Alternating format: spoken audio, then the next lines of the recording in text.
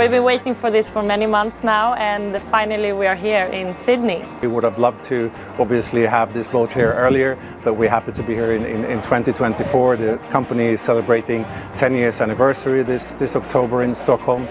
It is a complex technology, but this is just the beginning of something very, very big.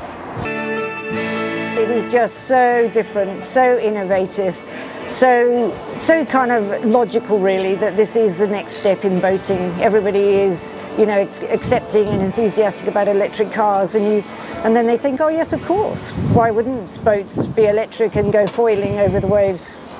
Well, we get to look at thousands of boats as a part of our organisation, and electric boats are something which is really coming through the ranks and keeping up with technology. And having a boat like this, which has 57 nautical miles and a very top speed, 30 knots, that's a very fast, slick boat that plugs into the pier. So I love where it's going environmentally, and I really do like the design of the boat too. It's great. Full electric means, obviously, depending on where you get the electricity from, it's fully sustainable, and in addition to that, it also creates no wake. So we have no shoreline erosion as effect of boating, and when you're up on the foil, so to say, when you start flying, from a user experience, you have a fantastic and very smooth experience as well. It's silent and it's smooth. There is no seasickness anymore because you're flying above the waves.